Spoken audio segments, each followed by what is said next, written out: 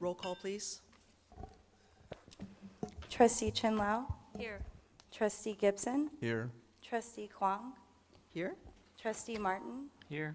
Trustee Osterling, Trustee Silver, Here. Trustee Wang, Here. Student Trustee Bradley.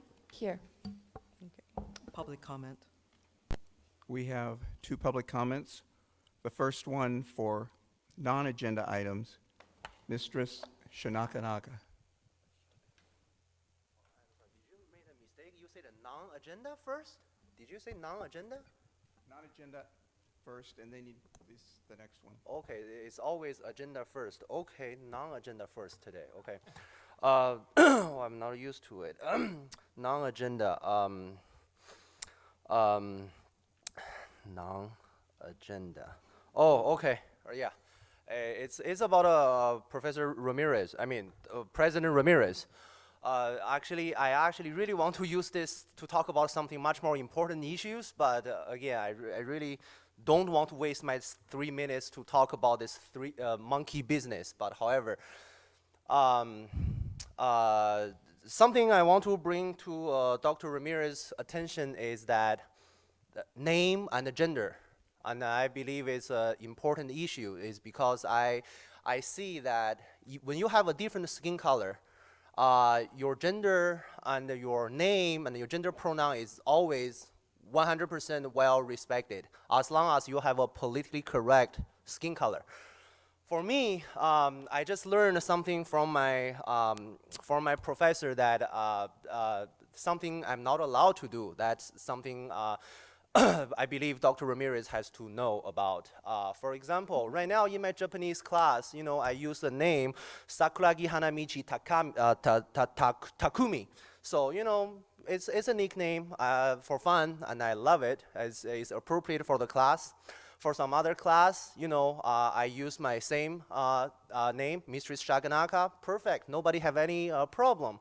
In some other instances, some students' name can be called as a king or can be called as a queen. That's perfect. Until recently, that I told my professor that I would like to be called Shaonikwa, and then it is the name I prefer to use in the class. But however, the professor asking me that why am I pulling his leg? Why am I giving his trouble? And why I am creating a disturbance in the class? Why I'm trying to make fun of everybody? The last time I checked is that I don't know that a certain name is exclusive for certain people. Using your name as an example, I believe the name Ramirez, I thought anybody can be named as Ramirez, as long as you, for whatever reason, you can be named as Jonathan Miller. And it doesn't mean that you have to be white. You can be black. You can still be called a Jonathan Miller. I just don't know that, I have to be a specific a race, gender, ethnicity in order to have a specific nickname used in the class. That's part as I'm not too sure about. The second is the gender. Gender, I don't know that how do I approve to my professor that do I have to show you a vagina in order to tell you I'm a woman? Or do I have to show you a penis in order to tell you, I am a man? That's something I don't know what explanation I have to provide or what kind of explanation I have to tell the professor I am deadly serious. I'm not really sure that what do I tell my professor for them to respect my name and gender. We'll have the other comments in open session.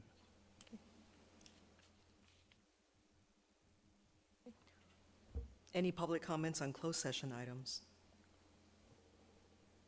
No. Very good.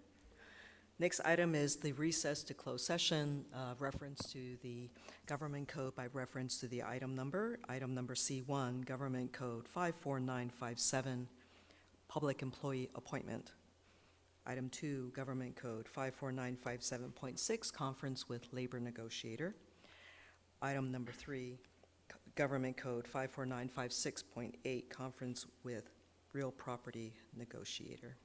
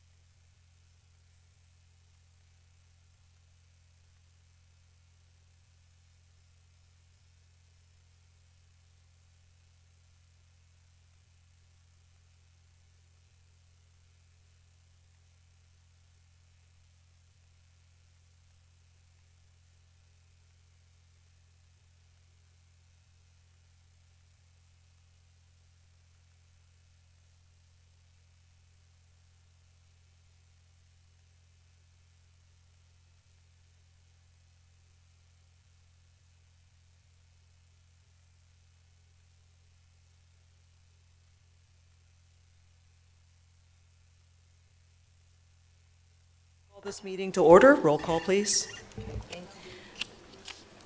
Trustee Chin Lau, Here. Trustee Gibson. Here. Trustee Kwong, Here. Trustee Martin, Here. Trustee Osterling, Here. Trustee Silver, Here. Trustee Wang, Here. Student Trustee Bradley, Here. Okay, land acknowledgement, Trustee Wang.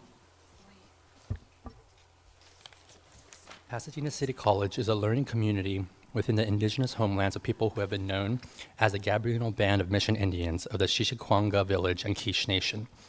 Tonight, we acknowledge the painful history of genocide and forced removal from this land on which we gather. We also honor the legacy of the African diaspora and recognize that the United States, as we know it, was built at the often fatal expense of forcibly enslaved Black people.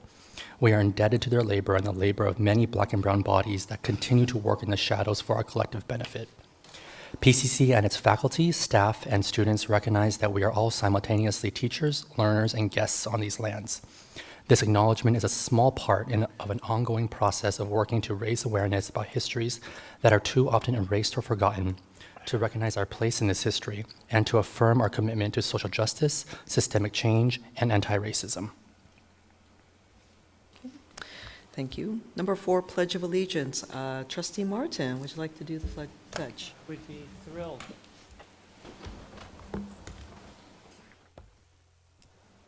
Please join with me. I pledge allegiance to the flag of the United States of America and to the republic for which it stands, one nation, under God, indivisible, with liberty and justice for all.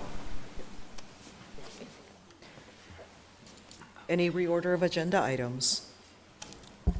Right, none. Motion to approve the agenda? Second. All in favor? Aye. Okay. Any opposed? Very good. Motion carries. Any introductions or recognitions? All right. Public comment on non-agenda items. We have 3 commenters. First one will be Mistress Shaganaka. Mr. Gibson, earlier, an hour ago, I asked you if it's non-agenda. You said it's non-agenda. And then right now, it's number 7, it's non-agenda again, just let you know. I did ask you an hour ago to confirm it's non-agenda or agenda. Okay.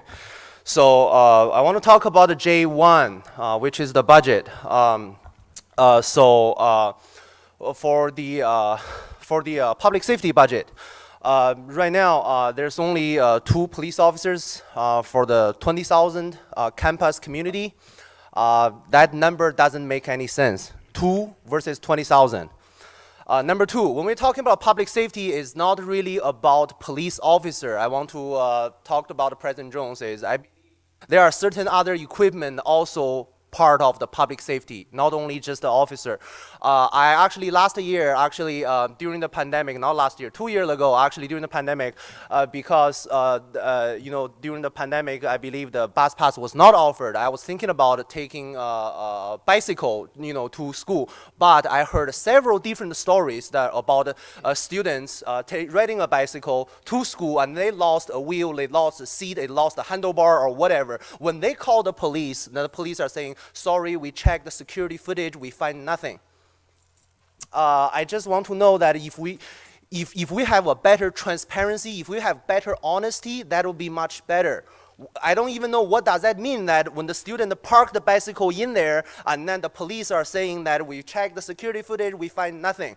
So that must be the answer. The conclusion will be an alien took the bicycle. So that's part of the public safety in PCC is in crisis. That's what we're talking about. We want to make sure that in the future, when the student is in need, when we call the police 911, it actually means something.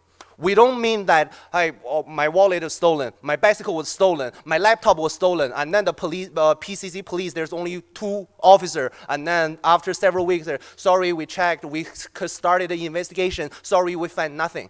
So that's called a pointless 911 call. We want to have enough officers, enough investigators, enough detectives that actually can investigate certain crimes. Then whatever outside agency arrived at PCC, we have enough security video footage, like who did what, when.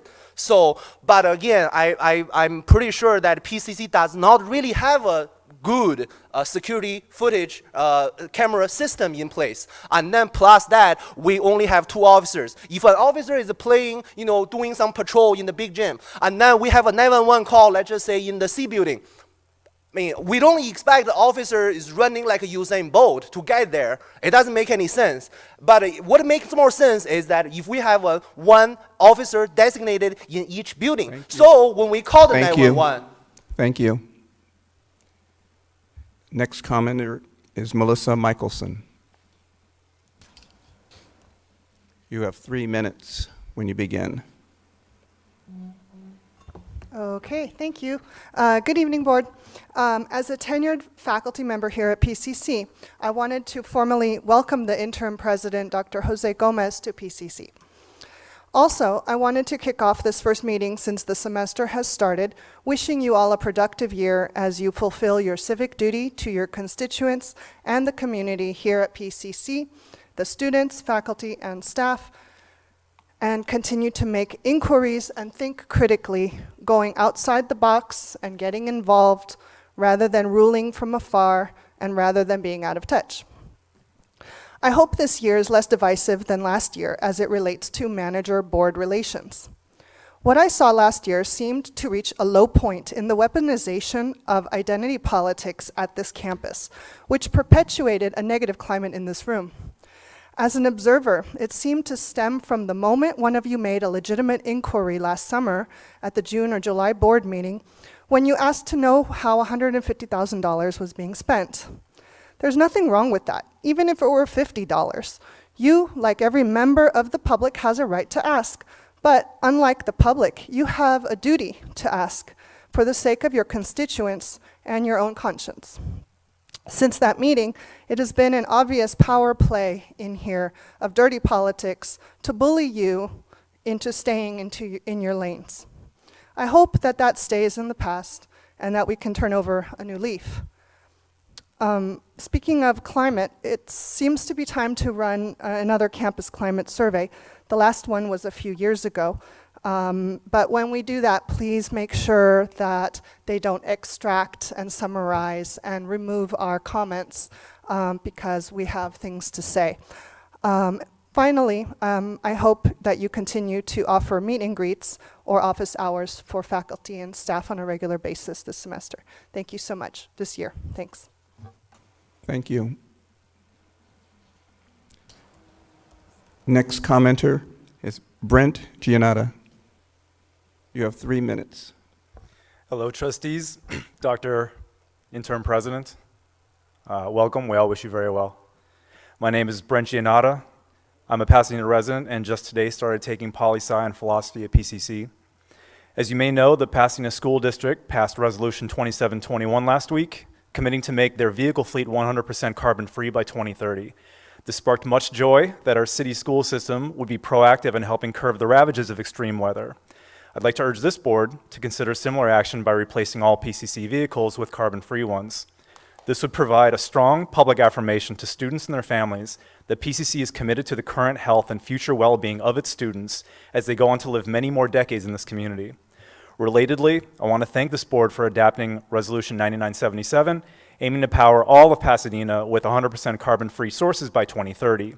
In my view, this vote was nothing less than historic, one worthy of solidifying your legacies as board members of having done everything possible to leave a cleaner, safer world for our grandchildren and great-grandchildren. In that vein, I want to respectfully urge this board to assure constituents that the many facilities set for reconstruction in the coming years will incorporate a maximal number of eco-friendly implements like solar energy, smart thermostats, gray water systems, energy-efficient light bulbs, compost bins, and organic gardens that keep our campus green. These would provide an even stronger statement that PCC not only understands the threats of climate change, but intends to lead the region in its containment. I'd like to conclude with a quick note on another emergency, student mental health. For the past year, I've worked as a 988 suicide hotline counselor, and a troubling number of my callers are college-aged. A CDC study from 2020 found that 4 in 10 US adults reported struggling with mental health, and that among 18 to 24-year-olds, the number who have considered suicide in the prior 30 days was 1 in 4. The PCC Student Health Services thankfully offers personal counseling. However, international accreditations urge colleges maintain a ratio of 1 counselor for every 1,500 students. When I toured the PCC Counseling Center last month, the director told me that PCC can only afford to maintain 1 counselor for every 4,500 students. I think we can all agree that having the finest teachers in the world, teaching in the most eco-friendly buildings in the world, still cannot help students suffering from complex trauma, panic attacks, or crushing depression perform to the standard needed to transfer to their dream four-year university or earn the certification needed to secure resources for their family. I humbly urge you to bring more attention to this issue with a similar urgency you've brought to climate change. Thank you. Thank you. There are no more comments. Number 8, approval of the minutes for the regular business meeting number 3, August 23rd, 2023. Move to approve. Second. Student trustee? Aye. Okay. All in favor? Aye. Any opposed? Abstain. Motion carries. Any board committees reporting out? Yes, trustee Martin. Well, the Budget and Audit Committee had a robust 2.5-hour meeting where we worked through the budget that you are going to get presented on later, so I don't need to take you through the full 2.5 hours. We'll let our VP handle that in a more succinct way later. Okay, thank you. All right. Number F, consent calendar. Motion to approve consent calendar items F1 through H18. Okay, Second. all right. Student trustee? Aye. Okay. All in favor? Aye. Aye. Any opposed? Motion carries. Okay. Section I, personnel consent calendar. Motion to approve personnel consent calendar I2 to I3. Second. Right, all in favor? Aye. Aye. Opposed? Motion carries. Okay. Section 3, action item, public hearing. The board will hold a public hearing on the proposed 2023-24 budget and fund allocations. Okay, any comments? No. All right. All right. The hearing is now closed. Presentation of the adoption of the proposed budget for 2023-2024.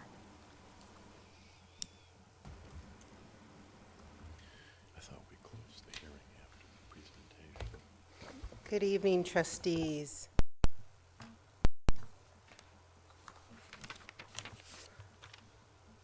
Get the presentation up.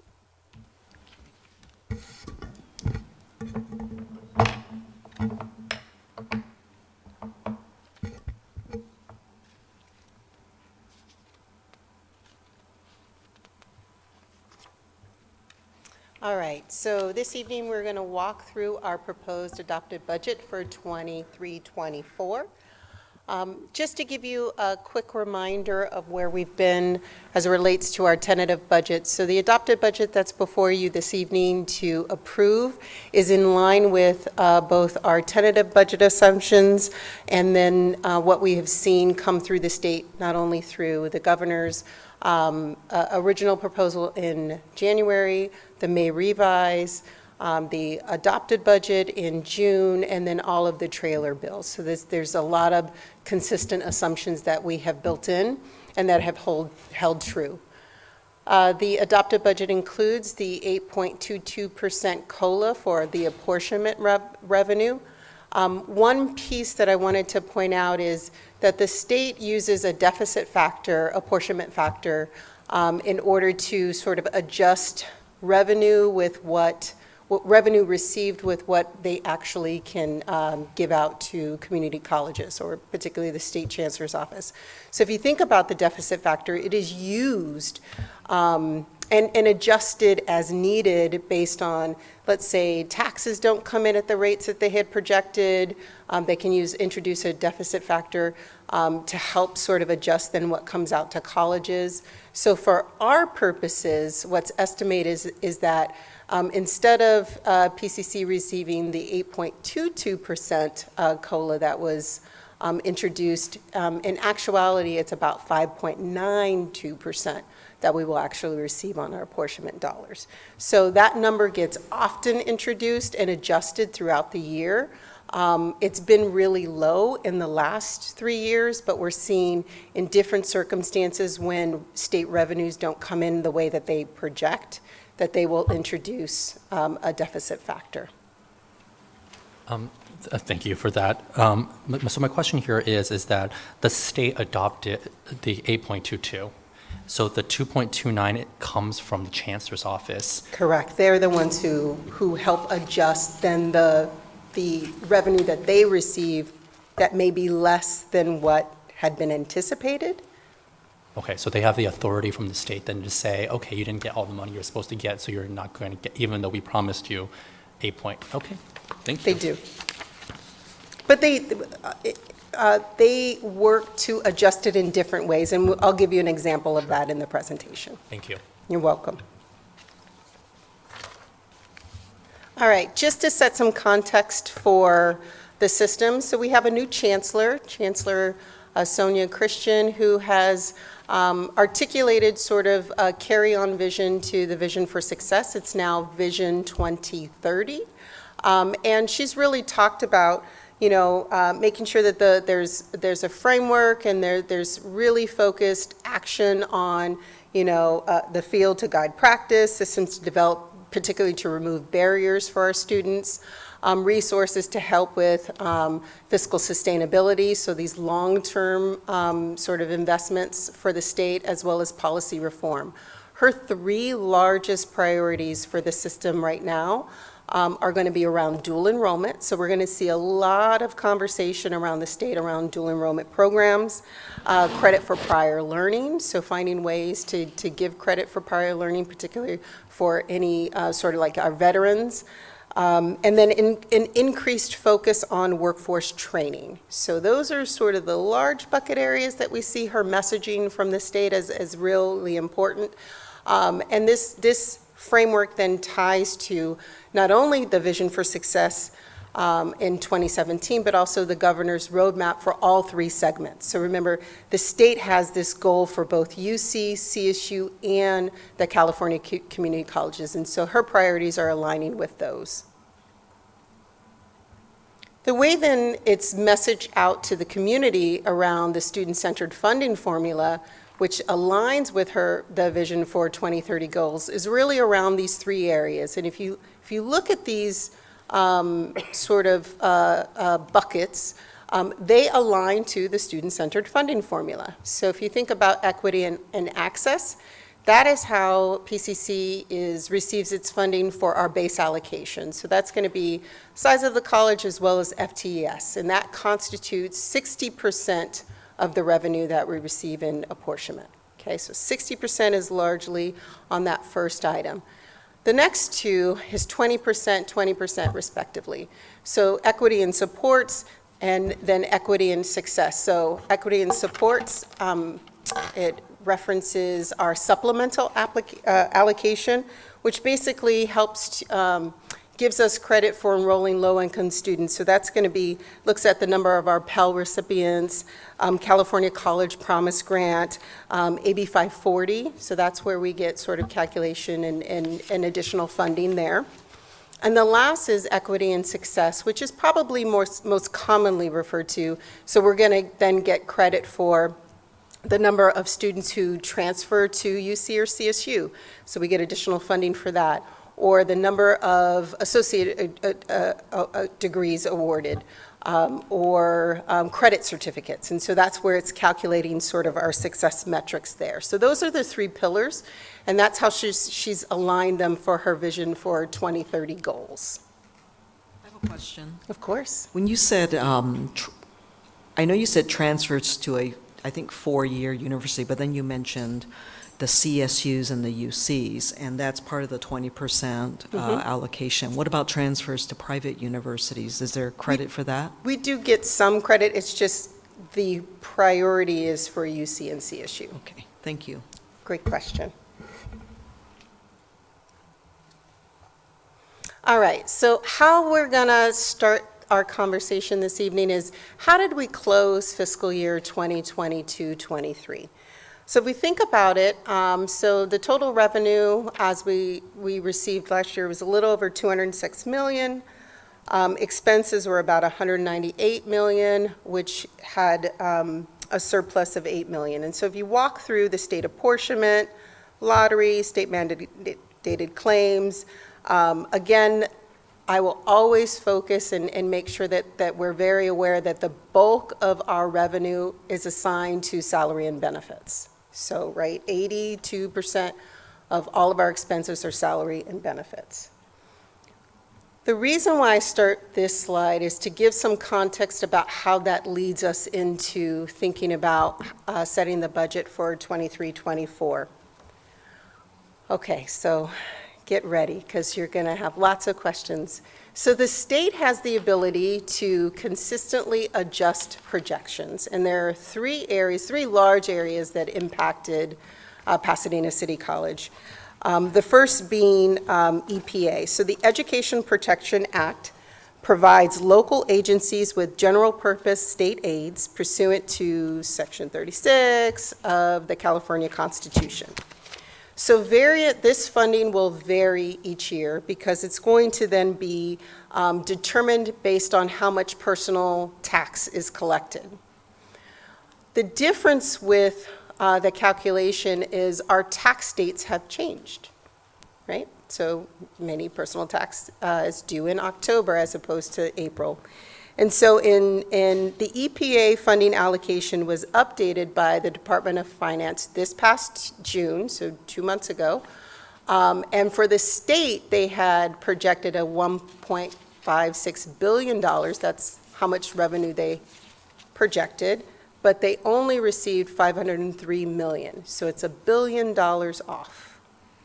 Okay, so what that means then, since we've already received our 2022-23 apportionment, is that then the state has the ability to then sort of apply that temporary shortage to past fiscal year, which will then impact how much revenue we get in P2, which is in June, July.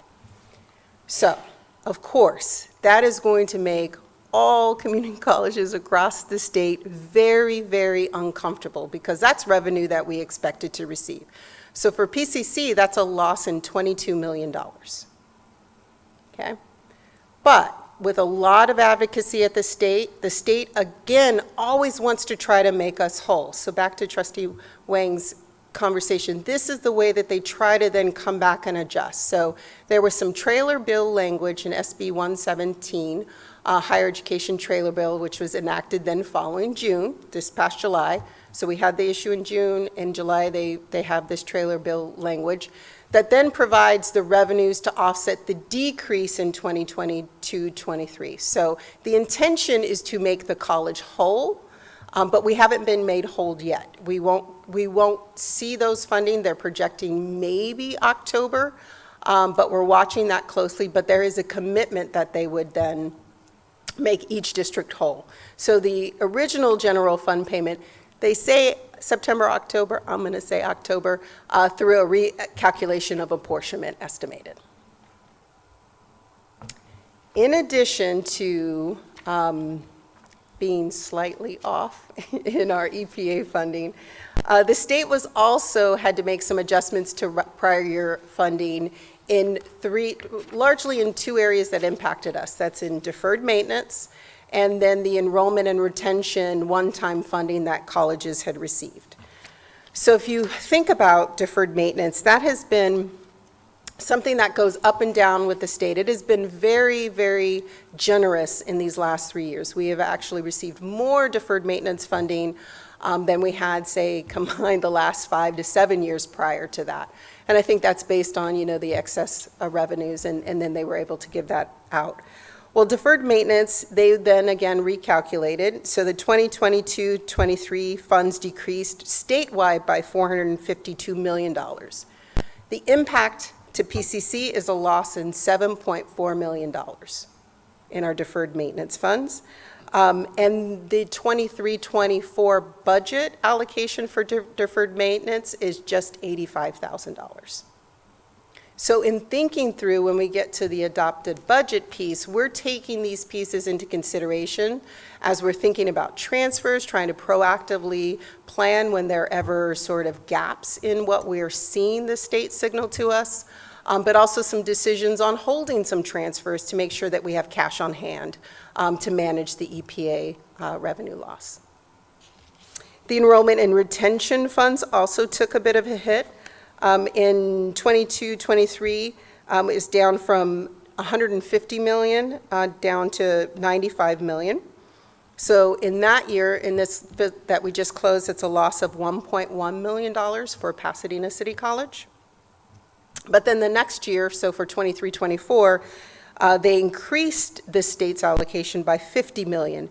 So we sort of net then get an additional $1 million back. So it's not a huge loss in as a large of a loss in the enrollment and retention fees. But what they did then with these three funding sources in particular, deferred maintenance, enrollment and retention, and the COVID block grant, is they have loosened the restrictions on how we can spend those funds. So those are fungible now. So whereas previously, right, COVID block grant can only be used for COVID-related purposes, right? So to continue safety, maybe testing, additional personnel. Now we could use fluidly between these three funding sources to help cover some of these losses. So it was a a solid compromise to allow districts to make decisions for, that are locally based on how we spend those funding sources. Yes, ma'am. Candace, so how much are we talking about here with the three moving back and forth with the block grants and the enrollment retention dollars? In total, it's a little bit under $9 million. So you have $9 million to work with? Yes, so COVID block grant is 9 million itself, it's like 9.9. So there's 9.9 there that we didn't lose. So there was first a conversation that we would lose that funding, but we didn't. So there's 9.9 million. So let's say $10 million in COVID block grant, about 1.2, I'd have to get hold on, it's in the budget packet, of the enrollment and retention. So overall, it was like $2.2 million. And then deferred maintenance is a little bit over, let me pull it on your sheet. It's on page, oh, this is closed.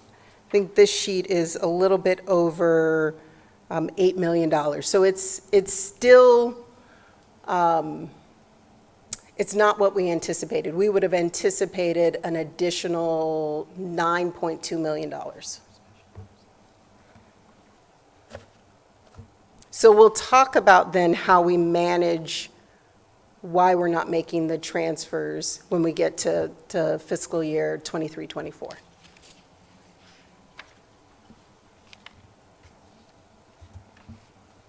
All right, so this is just the closeout of the fund balances for 22-23.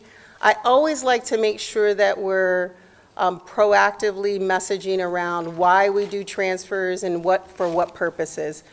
The largest transfers that we had in 22-23 are going to be for our irrevocable trust and capital outlay. So capital outlay is about $7.1 million. The irrevocable trust received a contribution investment of $7.3 million. So those are the largest in that. The really, really great news in particular about these transfers is related to our OPEB liabilities. So at the close of June 30th of 2022, our funded ratio was 47.6%. As we just closed, we received the news on Friday of last week, our funded ratio based on those contributions is now 74%. So we made really, really prudent decisions based on board direction to go in that, to continue to invest in the trust. And so those are conversations that we're going to continuously have. Trustee Wang? And so with the OPED trust, this transfer, this is our, third or fourth transfer into this fund, or? Yes, so we've historically made smaller transfers, let's say 4 years ago, but I'd say in our last 2 years, we've made, maybe 3 years, we've made significant contributions to the trust. 7.3 being this last year, and then in 21-22, $5 million. Great, thank you. Mm-hmm. So this is going to really benefit the college long term. Noticing that we also made the contribution to capital outlay, sort of anticipating potential reductions on deferred maintenance, that $7.1 million was transferred. And then the other largest fund that received fund is our restricted fund, general fund, which helps to support student health fees and also parking.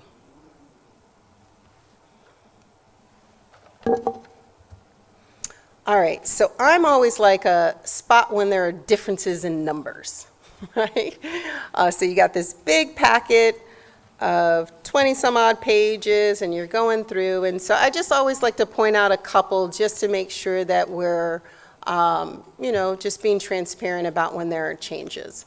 So in the loss of income category, we've already talked about the state, so line 8630, that's the EPA, so the Prop Educational Protection Act, we've talked about that. So you'll see that designated in line 8630 under the state line.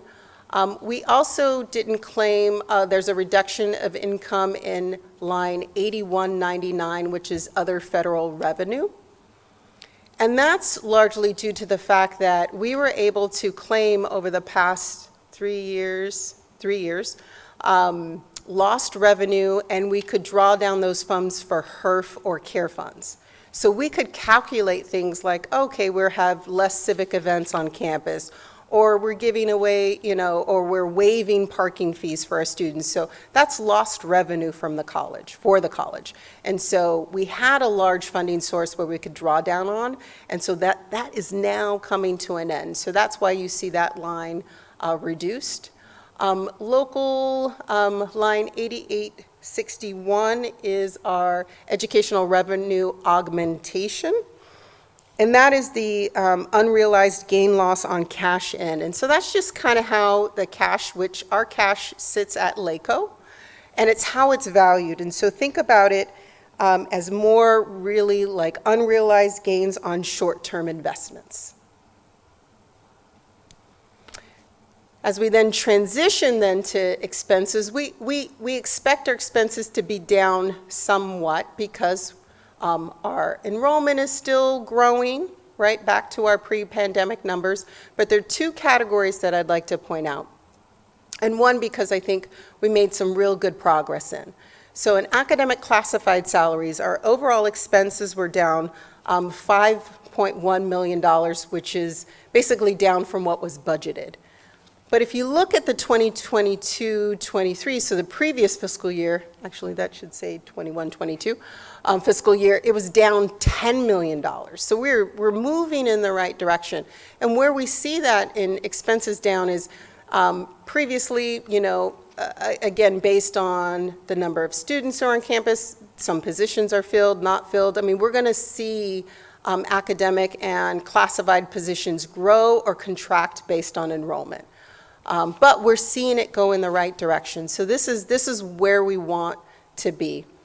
Our services are also down about $5.5 million. And that's largely categories like utilities, although our utilities are up. But under the service categories, it might be things like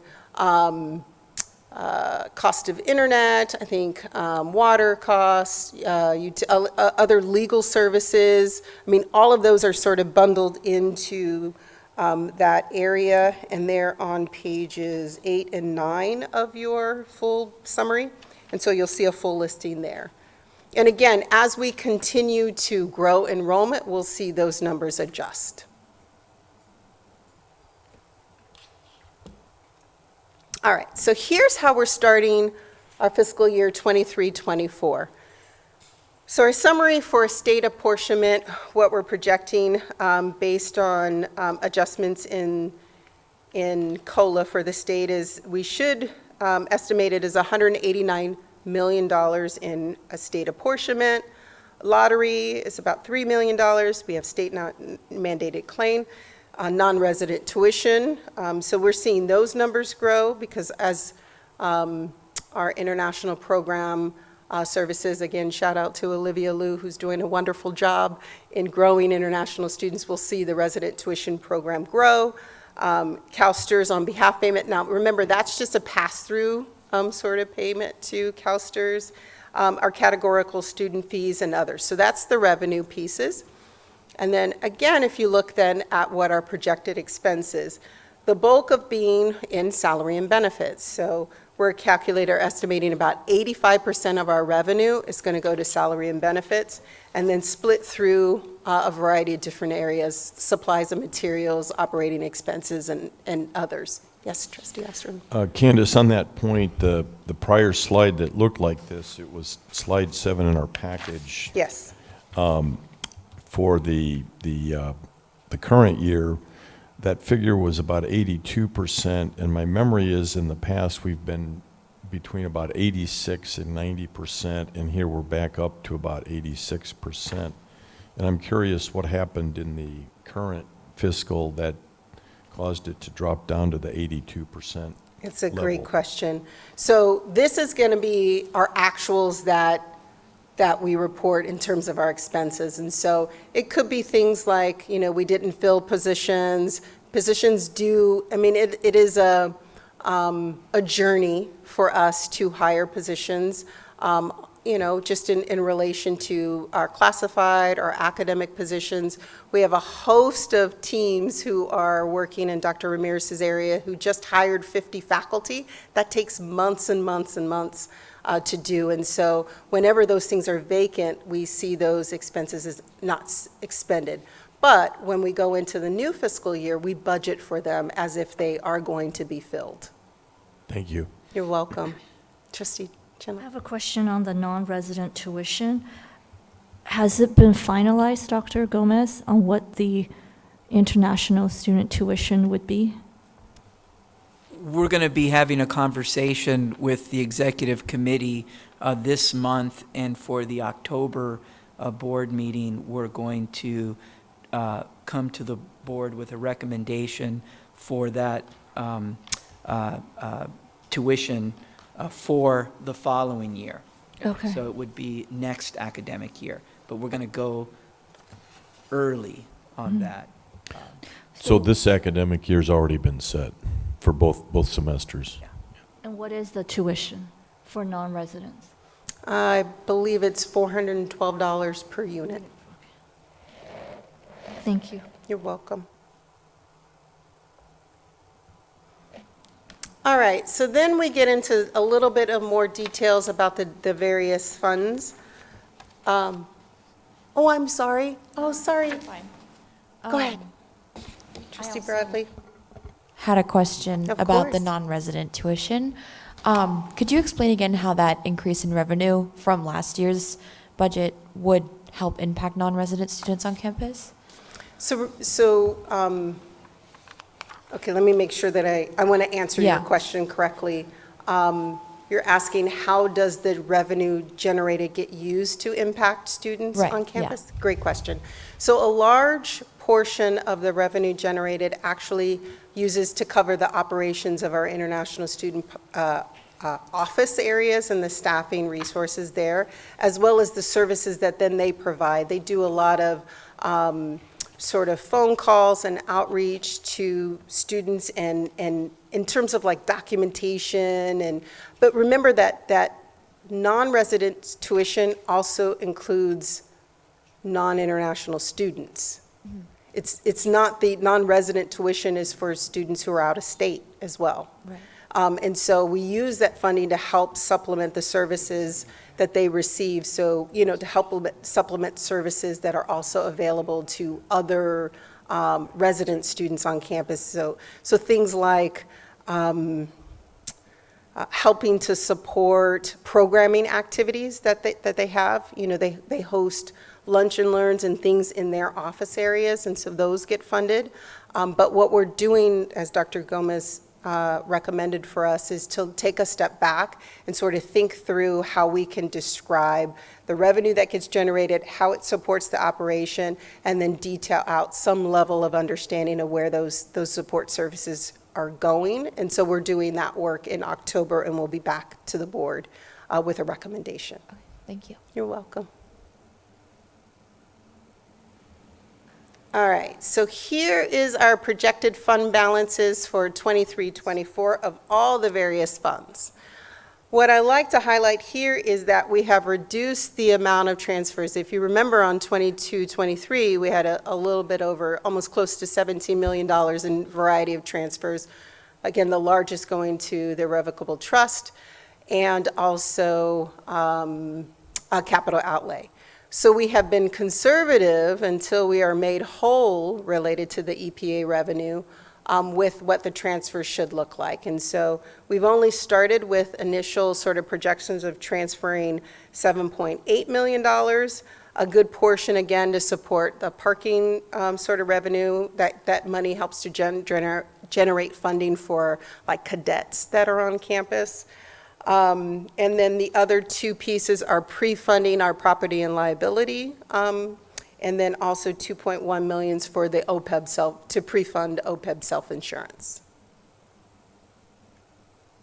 in about, I'd say, January or February of next year. So we always report whenever we're transferring out of the unrestricted general fund into any other additional funds. So what we're going to do is around that January, February timeline, make some sort of calculations based on where our revenue is, and then make some recommendations on some additional transfers if we could make them. All right, here's our last piece. So it's always really important that we think about budgeted FTE positions as it relates to our 50% law. So as you all are aware, the district is required to spend 50% of its expenses must be used in the classroom. So supporting faculty, activity, but it has to be in the classroom. There are a few categories that we can sort of make some adjustments that we get guidance from the Chancellor's office, but we're really, really always focused on that number, because if we don't meet it, we're required to report that to the state. We also have to go to Academic Senate and with a plan about why we didn't make the 50% law and what our plan is to adjust and the reasons around that. And so we watch that number really, really closely. And so if you think about our positions, so between 2022-23 to 23-24, we increased our academic count by about 50 faculty, remember? Dr. Ramirez and team, a host of deans and other faculty who did a really, really great job, human resources supporting those efforts in bringing on those new faculty. And then our classified numbers relatively stayed the same. But what we see then when we're thinking about expenses versus what's budgeted is at the end of the year, we have to run the calculation at the end. So it's not where we said where we were going to spend the money. It's actually what we spent the money on. So we have to run through the calculations when the books close. So we're still sort of sliding by at 50.7%. So we're very careful about that number. And the reason why we're really careful about that number is because we have positions that were funded using our CARES HERF dollars that we need to then move back to the unrestricted general fund, that we had already had plans to do so.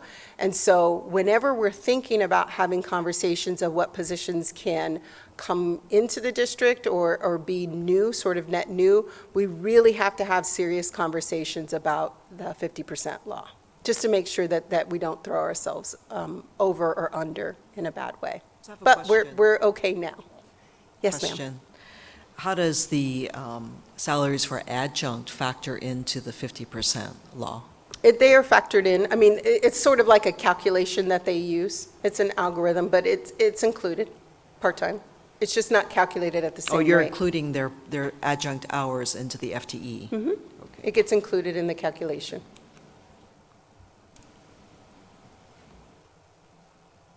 All right. Look where we're at. Any additional questions? Okay. Yes, Trustee Silver.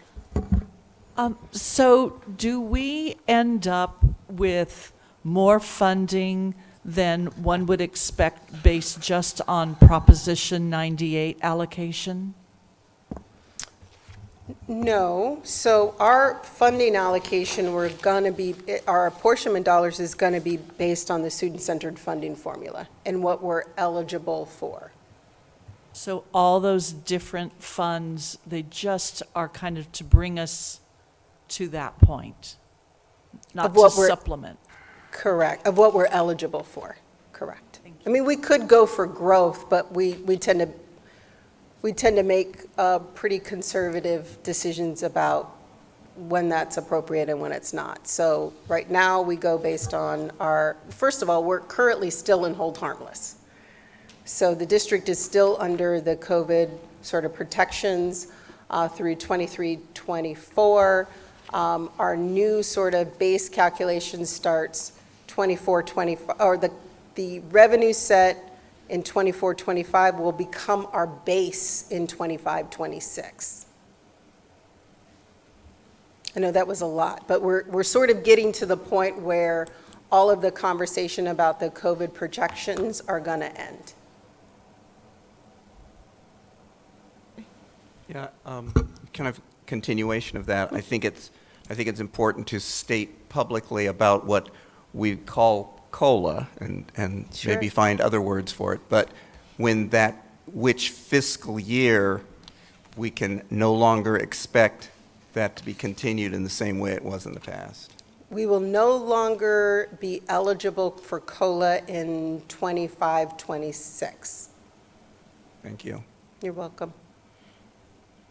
Same question kind of area about the SCFF. So 25, 26 will no longer be eligible. So our funding that we get in 24, 25, that will be what holds the same until our numbers exceed what year pre-pandemic? Yes, Okay. 2017, 2018. So whatever we get next year, which I mean, it's not super clear yet, but whatever we get next year is going to hold for 25, 26, 26, 27, unless our numbers exceed 17, 18. That's Okay. correct. Thank you. Just a follow-up question, thank you. So we're all talking about numbers here. Sure. What was our number in 2017, 2018, and what is our number now? Ooh, I'm going to look for Crystal. I feel like it was 23,000? 23,880. 23,880. Thank you, Dr. 23,880. Ramirez. Yes. 23,880, yes, in 2017. And then where are we now? Right now, we are, We hope to be at 20,000 by the end of the year. by the end of the year. At minimal. So we are about 3,000 below mark. Yes, last year we ended at 17,700. I know, Dr. Ramirez, you would have the numbers, so thank you. Okay, great, thank you. So we have quite a gap to fill. We're on the right track. We're doing well this fall, last summer, and we're on the right track to meet our 20,000 FTS goal. Okay. Hopefully exceed it. Looks good. So how do you project that? So we're looking at what we did last summer that counts towards this fiscal year. Right now, we're 4% above what we were last year in the fall. We have winter, which we didn't have before. Our target's about 2,500, so we've set targets internally with all of our academic programs. And then, so right now, we're about getting close to about 8,500 FTS. With summer, we're close to 10,000, so we're almost halfway there with just fall and the summer that just passed. So we still have winter, we still have spring, and then part of next summer. So we should be on the right track, yes. Thank you. Doing well. Thank you. Okay. That's it. All right, thank you very much. Thanks. Item number J3, adoption of the proposed 23-24 budget and fund allocations. Motion to approve? Okay. Trustee Bradley? Aye. Okay. All in favor? Aye. Aye. Motion carries. Item 4, approve the memorandum of understanding between the Pasadena Area Community College District and the Pasadena City College California Federation of Teachers regarding a hybrid work benefit program. Motion to approve? Second? Trustee Bradley? Aye. All in favor? Aye. Aye. Any opposed? Motion carries. Number 4, adoption of a resolution number 737 in support of Native American Day. Move to approve? Second. Trustee Bradley? Aye. Okay. All in favor? Aye. Motion carries. Number 6, adoption of resolution number 738 in support of National Hispanic Heritage Month. Motion to approve? Second. Oh, go ahead. Okay. Trustee Bradley? Aye. Okay. All in favor? Aye. Aye. Motion carries. Okay. Item K, information items. Number 1, the Superintendent President's Report. Thank you. Well, since we last met, our fall classes have started. It's always a wonderful feeling to see our college community back on campus, especially our students. And this fall semester, we are encouraged, and Vice President Ramirez mentioned this earlier, we're encouraged by our continued enrollment rebound. This fall, as she said, enrollment is up around 4% over last fall. We have about 1,000 more full-time equivalent students and 4,000 more enrollments than we did a year ago. And we continue to be on the right track. We're building momentum to grow back our enrollment with a goal of reaching 20,000 FTE for the academic year. Two other enrollment highlights that I wanted to mention.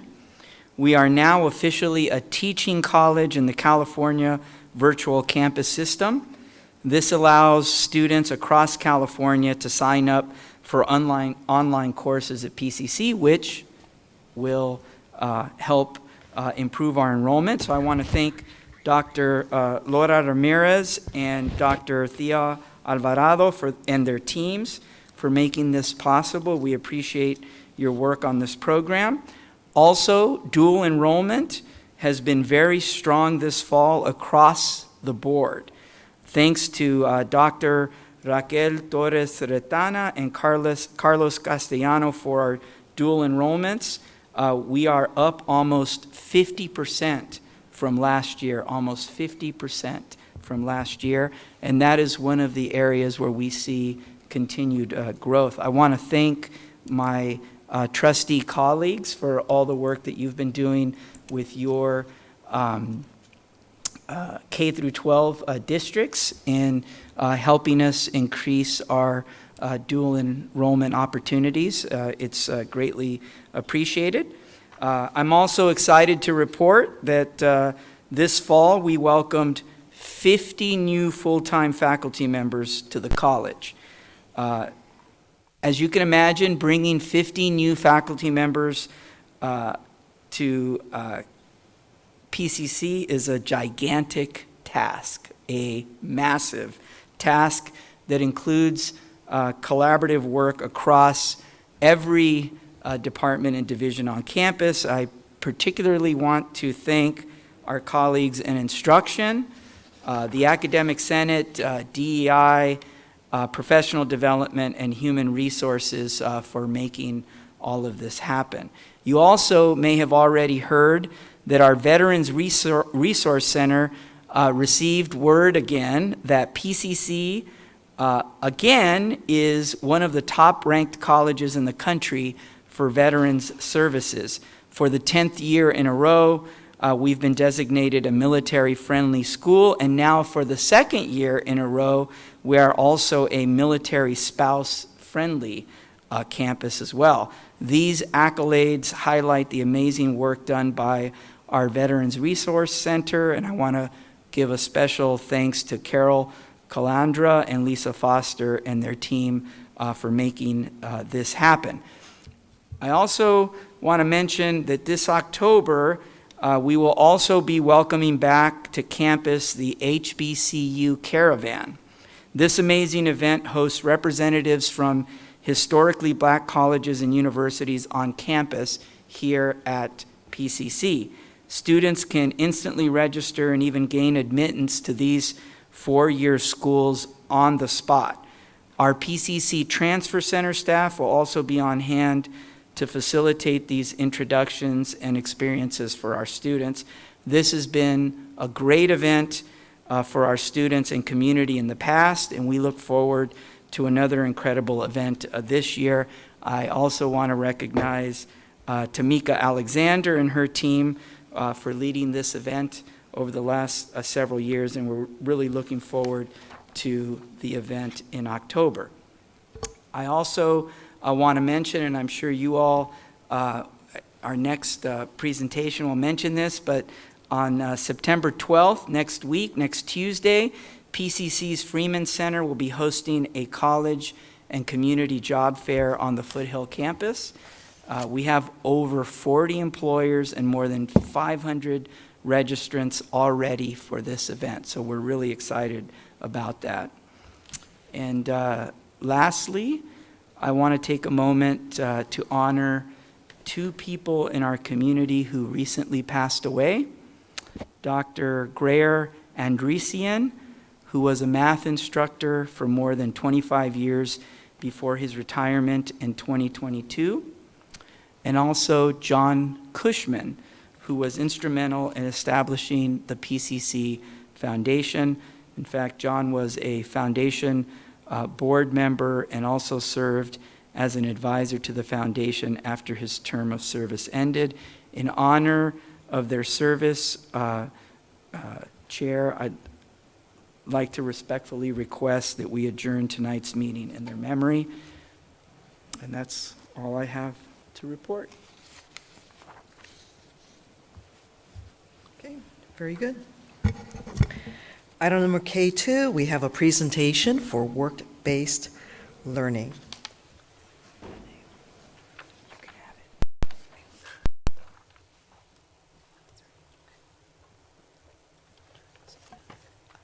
Good evening, Board of Trustees, Dr. Gomez, and my colleagues. Thank you for providing the space and the time for allowing us to present an overview of the work-based learning program that operates within the Robert G. Freeman Center for Career and Completion. There's a beautiful photo of it there on the screen, and it's located right outside our doors in front of the IT building. It's also known as the Freeman Center. You'll hear that throughout the presentation. And the center operates under the umbrella of the Division of Economic and Workforce Development. Probably wondering why I'm standing up here talking about it. And it plays a very, very important role, an incredibly important role in advancing our mission as a division of EWD. We are very fortunate to have Jacqueline Javier leading the Freeman Center because, as you'll soon hear, the infrastructure design of the work-based learning program is just as important and just as vital as the opportunity it provides. The success of the program is truly dependent on its ability to track, connect, secure, and really vet the opportunities so that our students have the best possible experience within their work-based learning, whether it's an internship, job shadowing, etc. With that, I'll turn the floor over to Jackie, who will share more about the programs and its success. Thank you so much, Salvatrice. Good evening, everyone. Thank you so much for having me. I'm super excited to be here. I think the last time I presented to the Board of Trustees was back in 2020. So thank you so much for offering me space. As Dr. Salvatrice Kuma mentioned, my name is Jacqueline Javier. I also go by Jackie. Most folks know me as Jackie. And I am currently serving as a director at the Freeman Center for Career and Completion, which is our career center here at PCC, a really special place to be. The Freeman Center, as Dr. Kuma mentioned, is led by Economic Workforce Development, but we are also simultaneously a student service center, and so special thanks to Doctora Ibelis for also collaborating with our center and ensuring that we are constantly promoting career services. I do want to take this moment to thank Dr. Kumo because her strong advocacy and partnership development on campus over the last 6 years has really led us to this point of being in the IT 200 building and really having that beautiful center, as she mentioned. Today, what I'd like to do is spend some time sharing about our career services at the Freeman Center, because oftentimes folks may think that we only offer appointments, right? But we offer a robust list of services. So I'm hoping to give a general outline of that and how it ties into work-based learning initiatives here at PCC. I also want to talk a little bit about what the student journey looks like for our students, because I think that's really important. We serve all stakeholders, including business partners, faculty, staff, and most importantly, our students. So I think it's important to recognize that. I'll also spend some time talking about our impact by sharing some data over the last 3 academic years. And I'll be finalizing this presentation by sharing how we engage with our different employer partners and how we can all work collaboratively to centralize our business partners at the Freeman Center. So really quickly, the Freeman Center offers different service areas if we were to bucket them into different activities. One of them is our career counseling and career advising. This past year, we served over 4,000 students via one-on-one career appointments. And the reason why we have it separated is because our career advisors are current graduate students that are essentially career counselors in training. So they support us a lot with the intake process, the distribution of career resources, and then our career counselors who are at the Freeman Center through our partnership with the counseling department in Armando Duran. They are able to help students really unpack any potential challenges that they're encountering as it pertains to career success, right? So we know that with our students, we want them to achieve both academic and career success. And so career is inevitably a part of the entire conversation. But unfortunately for some students, their challenges, they have barriers that take precedence. And so our career counselors help them navigate that. We also have a job readiness support area, and this service really focuses on getting students, whether it be immediate employment, such as our part-time seasonal job fair that's happening next week, or getting them acquainted with resume building strategies, teaching them how to network, how to build relationships with prospective employers, and hopefully once they land that interview, they're able to nail it and land that job or that internship. Part of our services also includes career workshops and events. Every year we facilitate anywhere from 90 to 100 workshops and events. And I'm very ambitious. I think this next year we'll definitely be hitting more closer to the 110, 115 mark with the growth of our team, and I'll share a little bit more about that. We have an employer engagement team that consists of internship developers and job developers, and I'll share more in the next slide. And that ties into the work that we're doing to increase access to paid internship opportunities and various work-based learning activities for our students. So with that, I am pleased to share that as of July of this year, thanks to everyone's support, we were able to onboard 2 full-time internship developers at the Freeman Center who are actually here with us today. Isabel Ochoa and Noel Gonzalez. They're coming to us with vast experience in work-based learning and interacting with employer partners so that we can engage with them in meaningful ways. With our business partners, what we find is sometimes they are interested, right, in partnering with us and hiring talent, but they're just not ready yet, or the opportunity hasn't become available. So part of the work that our team does is engage with them until that opportunity becomes available. And that engagement can look like inviting them to be a career speaker, inviting them to facilitate a skills development workshop, or inviting them to be a mentor to a student.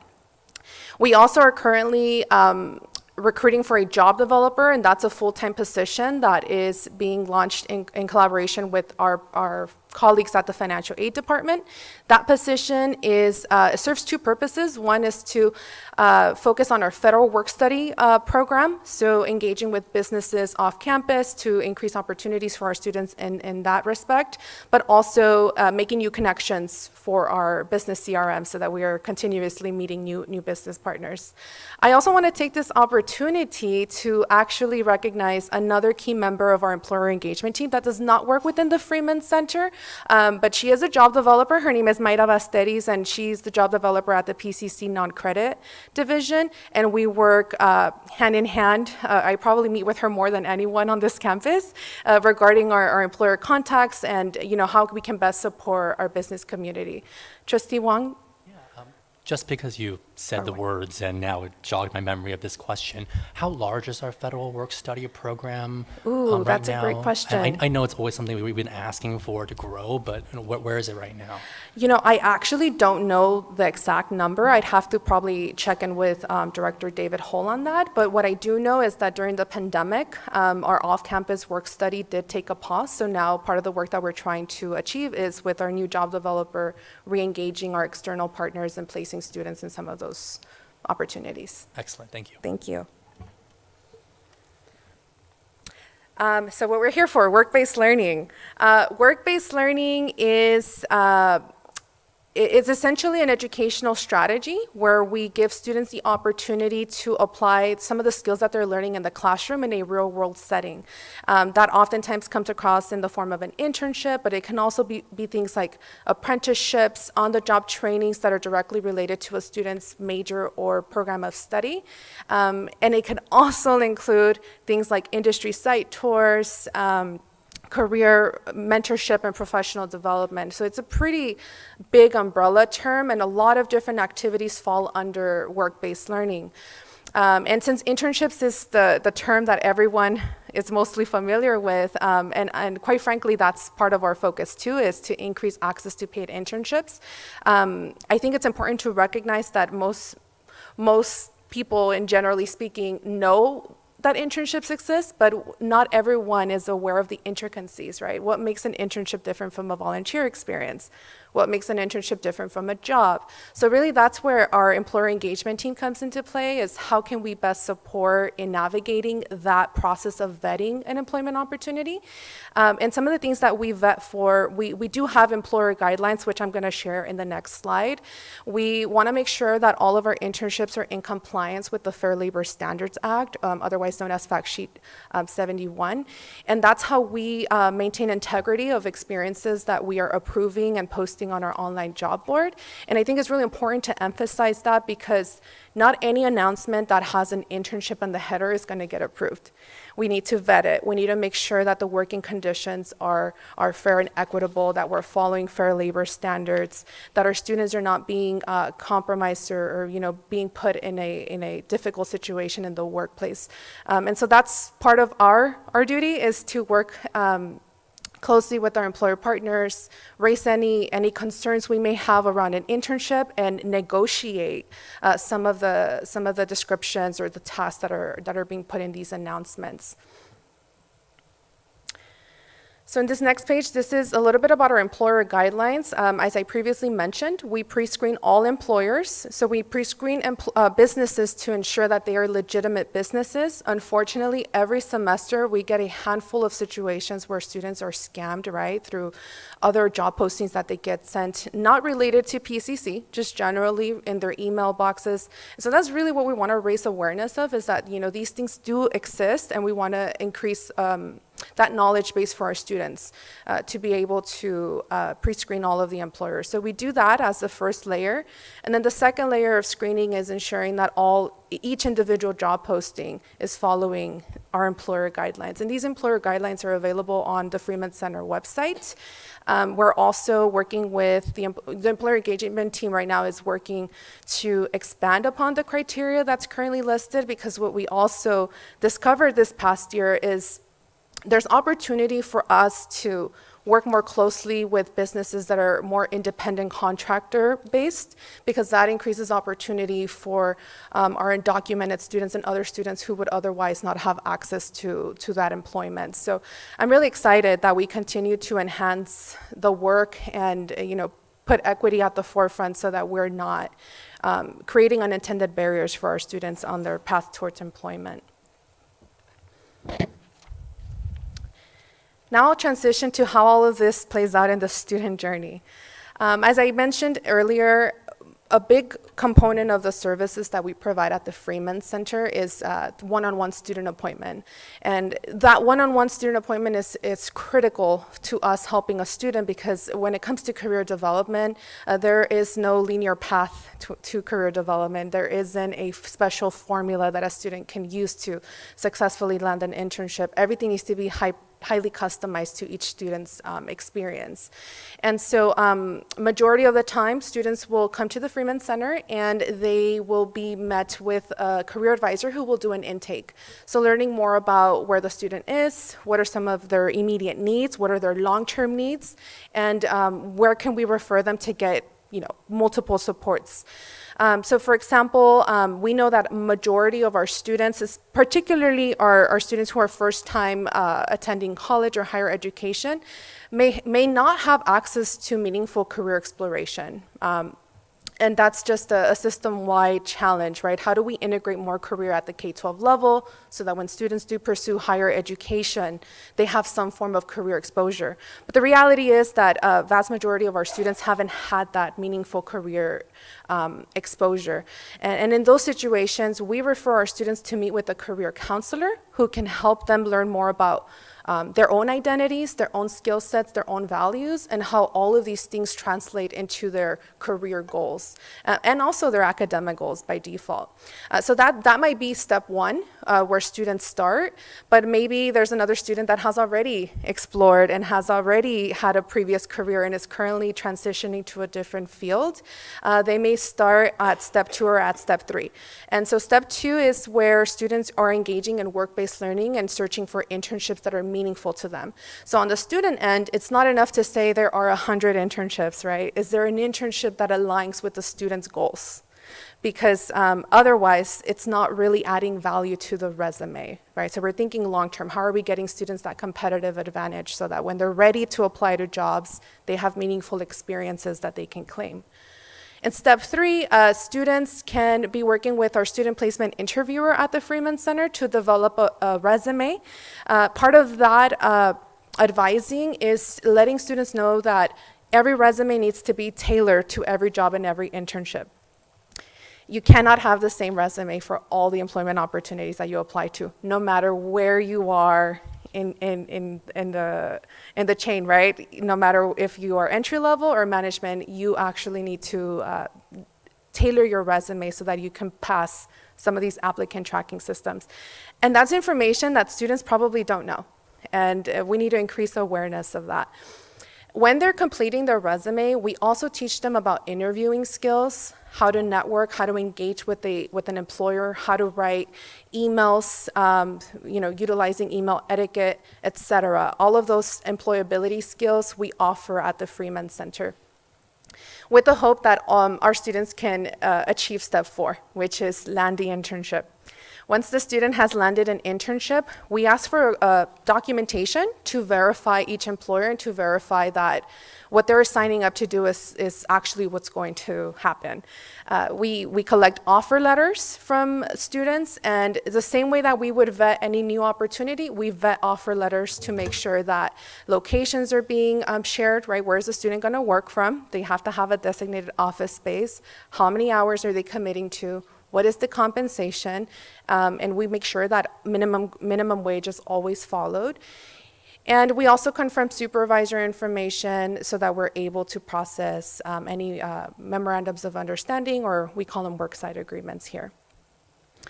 Once that offer letter has been vetted and approved, now students are eligible to enroll for an internship academic course, which is offered in partnership with Dr. Ramirez and the instruction division.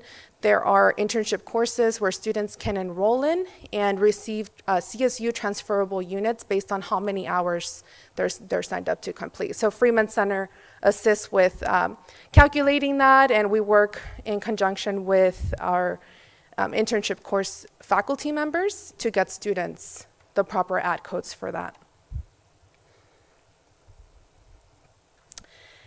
I want to share a success story, right? So we're talking about all these steps. We're talking about what does the student have to do to achieve these experiences.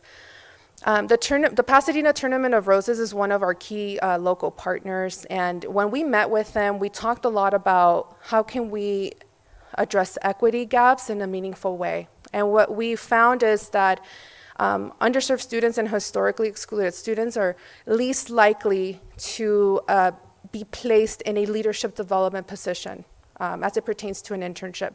So through those conversations, we developed the Pasadena Tournament of Roses Rose Fellowship, and it is a program that is designed to help our marginalized students at PCC get access to a fellowship. And this is an 8-month fellowship where students are earning on average $22 an hour. And we've had a lot of success in the past 2 years. We're actually entering our 3rd year, this 2023-2024 year.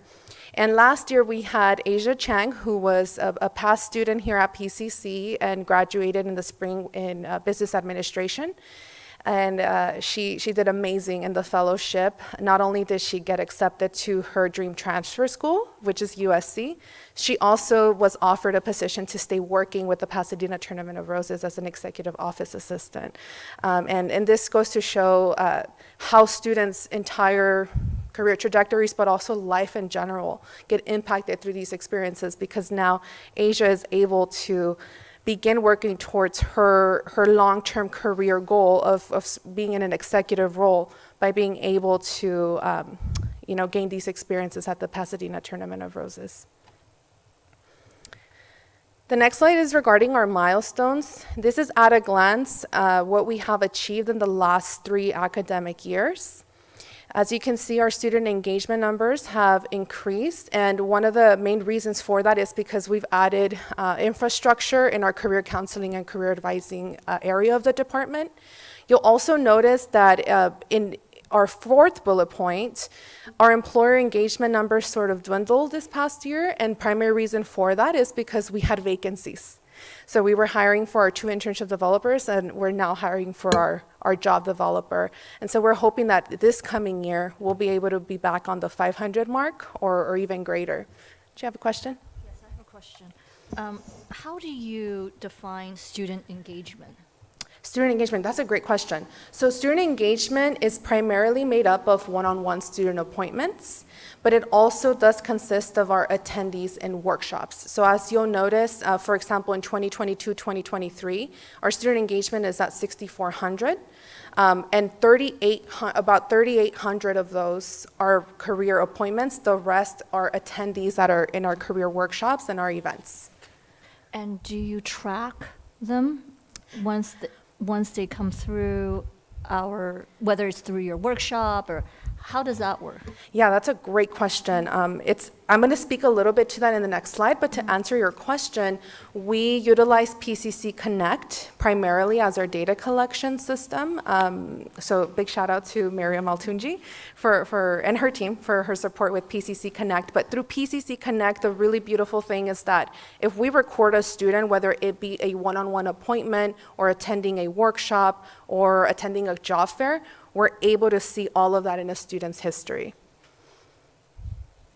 So let me just understand this then. From the 6,400 engagements, you have then 3,800 appointments. So out of those 6,400, 3,000 students are set up with an internship. No. So let me clarify that a little bit. Career appointments can mean anything from helping a student declare or change a major, to helping them develop job search skills, to helping them apply to internships. So the career appointments that are listed there are one-on-one student appointments anywhere across the Freeman Center. Okay, great, thank you. Thank you. Okay. So work-based learning data, what do we collect that is tagged as work-based learning data? Any interaction that a student may have with a business partner or an industry representative can be tagged as work-based learning. This includes students who attend career panels, students who engage in career-related mentorships, students who attend our job fairs, which, by the way, this last spring, about 80% of students who attended our job fair were first-time attendees at any job fair. And so that's really great information for us because we know that these experiences are getting students that interaction with business partners. And that also includes internships that are happening because a student decided to seek an internship or an internship that is being offered through a classroom. So the Office of Institutional Effectiveness helps us track all of that classroom level work-based learning data, and Freeman Center assists with adding supplemental data for other career-related events. Why do we collect this? So we collect this for various reasons. One, it's part of the Freeman Center's duty to develop these reports for student services fundings or any other fundings that we need to respond to. And this data also gets reported to the Chancellor's office, which, if you haven't heard before, Pasadena City College does lead the way when it comes to reporting work-based learning data. We're always in conversation about how we can improve and get a higher percentage of work-based learning data reported, but we are definitely leading in this space. And in terms of how we're collecting it, go ahead. Well, go ahead, please. Finish your thought, and I'll ask my question. Perfect. In terms of how we collected, we utilize PCC Connect as our primary system where we centralize all appointment information. We collect both qualitative data and quantitative because we're able to add notes to all of our appointments. And we also collect this data through Banner and through College Central Network, which is our online job board. I have two questions on the prior slide, if you could go back there, please. I'm looking at the internships, and I'm kind of surprised that of the 3 fiscal years that we're looking at here, academic years, the highest rate of internships, the second from the bottom line, is 2020, 2021. Yeah. Just because that was a extreme COVID year. And then we dipped the following year, and now we're up from that. And I was wondering if you could comment on that trend. Yeah. Yeah, I would love to. I was here at PCC since 2019 as the work-based learning manager, and so I'm happy you asked that question. With our internships, what we experienced during the pandemic is that a lot of businesses were either losing talent, so they needed to hire more interns, or they were looking at ways to retain their talent, which hence the internship. In the pandemic, it also really impacted internship programs across the nation because now you were able to offer hybrid or fully remote internships, which were not as common in the years prior. So 2020, 2021 was a very unique year where a lot of businesses took that chance, developed new internships. More businesses were open to offering micro internships, which is more short-term internships. Nonetheless, we've tagged them as internships. And then, as we started to move towards the end of the pandemic, funding sources changed, priorities changed, and now we're sort of back to where we were pre-pandemic. Okay. And then my second question is the bottom bullet point across the board, the WBL participation. I must have missed it. What does that indicate? What does participation mean? Yeah, thank you for that question. Work-based learning participation is going to include any activity that is tagged as a work-based learning activity. So for example, students that participated in internships, that number is embedded within that total. But what's not listed here that is included in there is students who attended a career panel event, students who attended our job fairs. Maybe that does live in the total student engagement piece. But it's further extracted where, let's say a student participated in a non-Freeman Center work-based learning related event, that can also be tagged as work-based learning. So we are also supporting the college and collecting as much work-based learning data, but majority of that is event attendance or interactions with industry. Thank you. You're welcome. I think the last comment that I was going to make on this slide is that our data collection strategy would not be possible without the support of the Office of Institutional Effectiveness and Enrollment Services, since they do help us with the infrastructure, with the data collection, the reporting, all of that great stuff. So big shout out to OIE and Enrollment Services for that partnership. Employer engagement, it could look very different depending on the company. There are very different ways that we engage with them, but here are a few of our popular ones. Every time we connect with a new partner, we invite them to join our online job board because that's one really quick way to get them on our database. We also invite them to participate in our job and career fairs, and if there isn't one coming up, which we do have one right now, but if for any reason we don't have a job fair coming up, we invite them on our campus to do tabling or to do online information sessions.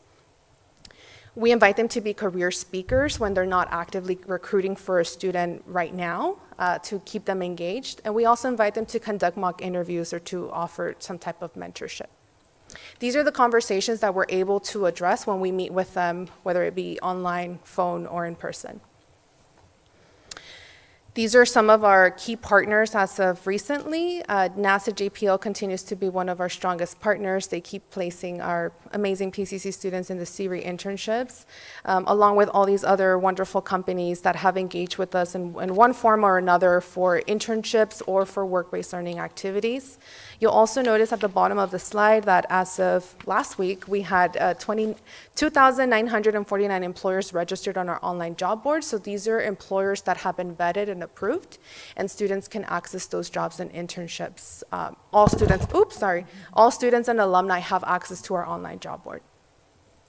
Do you keep track, I'm sure you do, of private, public and nonprofit sector employers? Yes, so that's an excellent question. We could disaggregate our companies and our partners by several different things. Yeah, they're, the type of organization that they are, the type of employment opportunity that they offer, the location, et cetera. Yeah, the College Central Network allows us to pull that.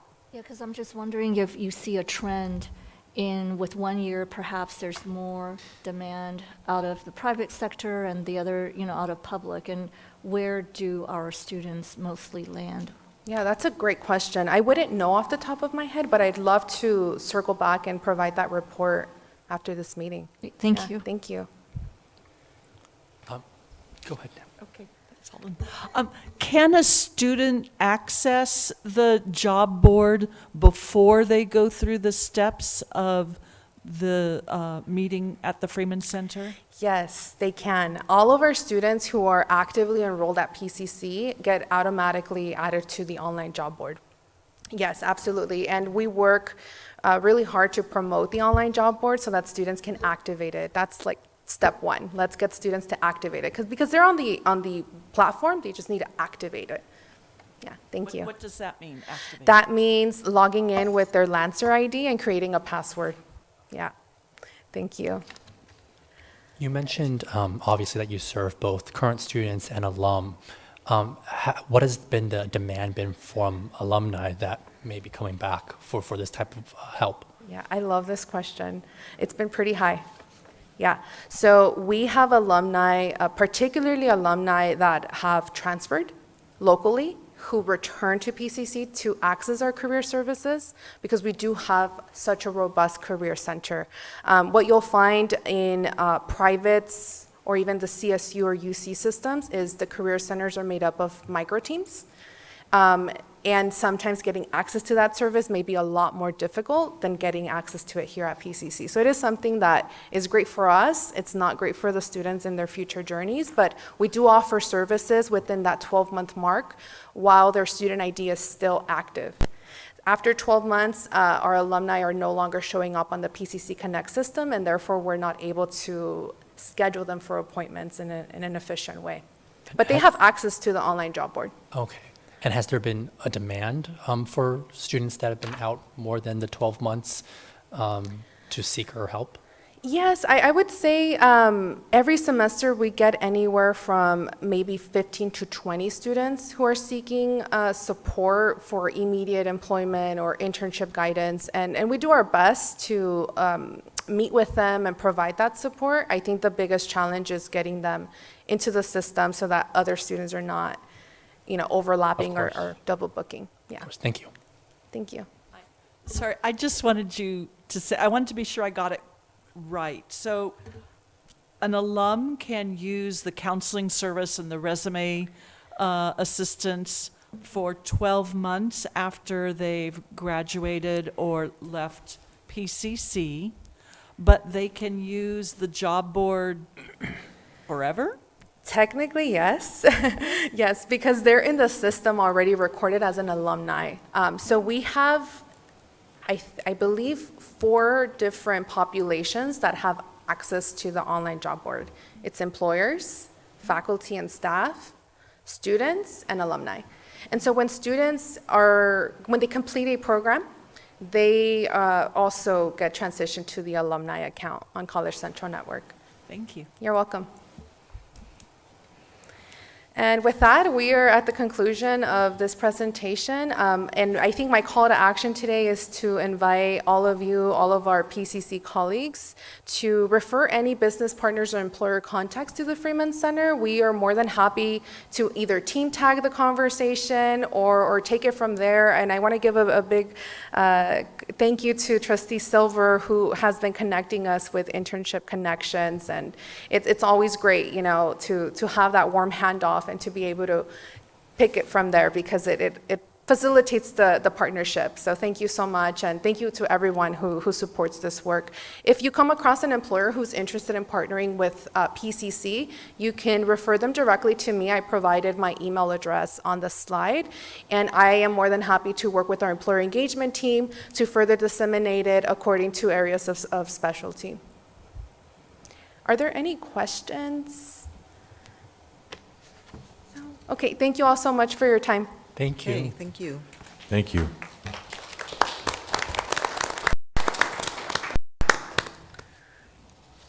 Item number L1, any proposed future board business meeting dates to make any changes to it? Very good. Announcements from shared governance. Let's start with the Management Association. Thank you. Good evening.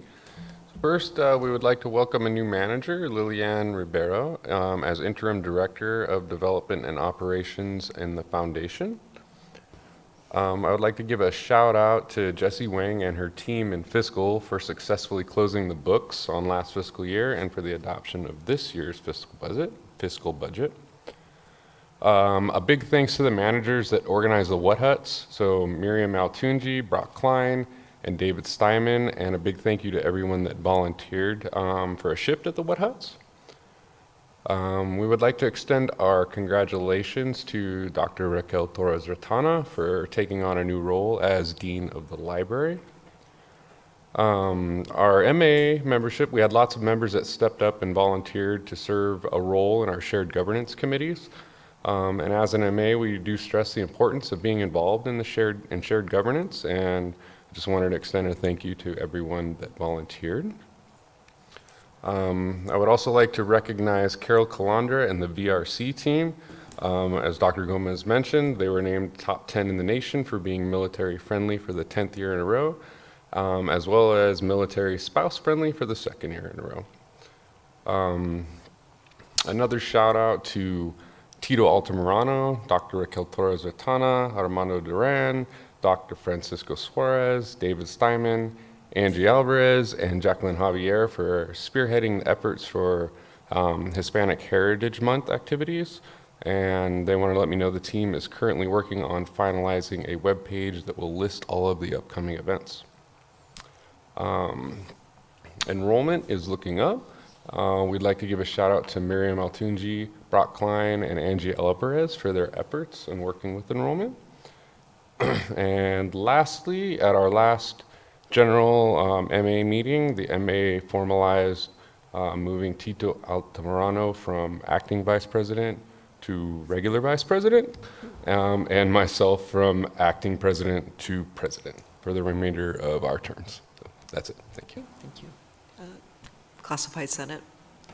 Good evening. We'd like to welcome new classified employees, Roxanne Apse, Jillian Beck, and Liliane Ribeiro. We also want to do a thank you to Jahiv Vons for his service to PCC and the Classified Senate. He resigned and has left us. The Classified Senate is planning our fall general meeting tentatively for October at the Westerbeck Recital Hall. It will be a time of sharing, breaking bread with one another, networking, and building a strong community among our classified staff. We plan to share updates, and our classified professionals, we want to encourage them to participate in shared governance and also in the committees and some Senate opportunities. We'd like to thank Jason Robinson and Natalia Montoya for sharing the new program today with us at our classified Senate meeting that will be rolling out to classified new hires called the Lancer Guide Program. It's a similar program that has proven successful for the new hire managers, and we look forward to the networking and community building opportunities this will provide for the new classified staff as well. Thank you. The Associated Students. Good evening, everyone. I'm here to tell you that our first welcome week has been very successful. It's been amazing, and we get to know more about our new intake, especially the new students. I also want to express our gratitude to Trustee Alton Wang for visiting us during Welcome Week. And looking ahead, we have Club Rush on the upcoming week on September 12th and 13th, 10 a.m. to 1 p.m. And we're going to be having snow cones and popsicles, so if any of you guys are interested in that. It's an opportunity for students to explore the diverse range of clubs and on campus and find their passion. We're also excited about the upcoming events we plan and hope to get more students becoming more involved on campus. Thank you. Thank you. Can I ask a question? When are those snow cones taking place again? What's the date and time? The date, it's gonna be at 12 p.m. on September 12th, but the club rush is gonna be starting on 10 a.m. All right. Okay, thank you. All right. Announcements by the trustees. We'll start with trustee Osterling. Thank you. I'd like to add my congratulations to Carol Calandra and the Veterans Resource Center for their continued excellent service to our student veterans. And also would like to add my condolences to longtime PCC Foundation member John, oh my gosh, thank you, John Cushman. I'm tearing up. He was a good friend and a great supporter to the very end. He passed away peacefully and with dignity in a hospice environment, and just want to recognize him and appreciate that we're going to close in his honor. That concludes my report. I have no report. Okay. Trustee Chen Lau. I'd like to recognize Officer Ortiz in the back for being here yesterday to help PCC remedy a situation that we all read about in the news. Thank you for being here tonight. I know hopefully it's not too long nights for you, but appreciate your service to the campus. Thank you. Okay, Trustee Wang. I wanted to first welcome everybody back. I know I said it last time, but after not being able to find parking in the parking structures last week coming to campus, it really felt nice to be lost and not find parking, because it meant that folks are back. And that was just really exciting to see. It was great to be able to share space in a What Hut to meet, answer students' questions. I want to congratulate ASPCC and everybody across campus who had a lot of time in the sun and the heat of the first few days of campus to help and provide services and support for students across campus. So it was really exciting to see all of that happen, and really looking forward to a really strong year ahead. So thank you. Okay. Trustee Gibson. Yes, I was very excited to attend the open house for the Veterans Center, and has been mentioned by Superintendent and others, it's an incredible program, and was introduced to successful veterans who passed through the system and been helped by our Veterans Center here. Let's see if I have any statistics that can I add to what other people have said. Military Times named PCC as the #1 best for vets school in California, and #2 in the nation for community colleges for 5 years in a row. So it's an incredible job that's being done here. So I was really happy to participate with in the open house they had last week. I also am looking forward to our activities around Hispanic Heritage Month, which begins on September 15th. It'll be wonderful to participate in those activities also. Thank you. That's all I have to report. Okay, Trustee Silver. I have always loved the beginning of school, just loved it. New beginnings, fresh starts, and I wanted to commend the PCC community for welcoming our students with joy and happiness. And I attended 3 events that are but a small sampling. And I did go to the VRC event, which was decorated. They had sandwiches, they had snacks, they had tables out, they had a puppy. It was fabulous. So that was good. From there, I went to the First Year Experience Center that was buzzing with helpful counselors, interested students, reconnoitering their schedules, figuring out the details of being a college student. And again, it was joyful. The center itself is colorful and attractive.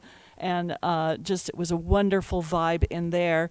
And from there, I did volunteer at the What Hut. Thank you for whoever thought of bringing misters. That was really great. And we guided students who are finding their way for the first time or not on campus, finding those classrooms, those offices, and again, welcoming them with some PCC swag, some candy. And I just want to commend all the people who created those programs, and I'm sure the many others that I did not see. Thank you. Hey, Trustee Bradley. I fully agree with Temi Silver.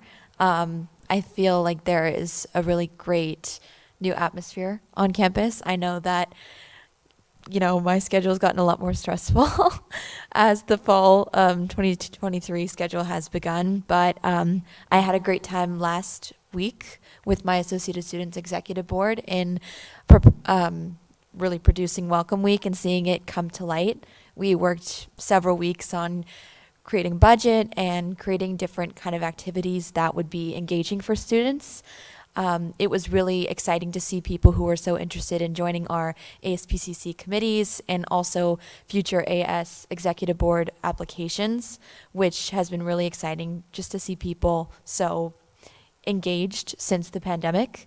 As a student trustee, I'm looking forward to starting off this school year, contacting my fellow trustees, working on different agendas that I'd like to work on this year, specifically helping international students find their way on campus.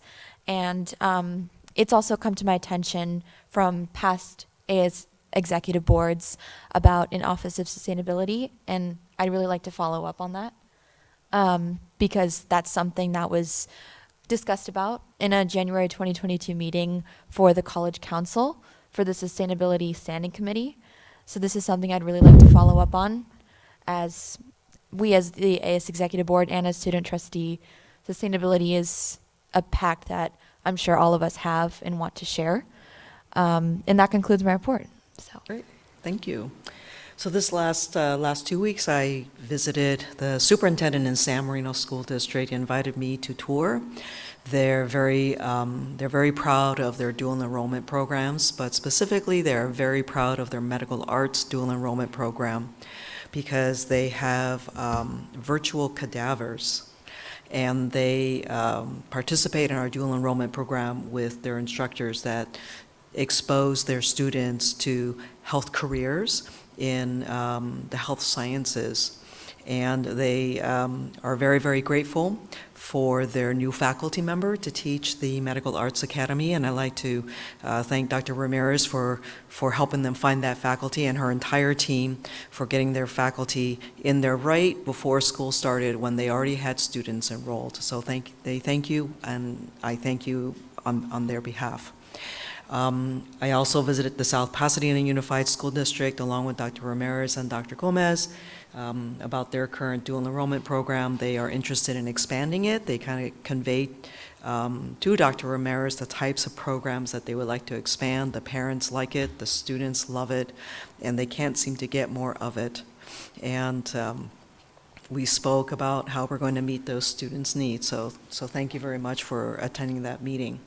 As you know, the season is upon us where students in the community can participate in the PCC Honor Band for the Rose Parade. And our PCC band director will be going to the high school band class at South Pasadena High School to make visible and to do outreach as we start our centennial celebration to have more students from our district.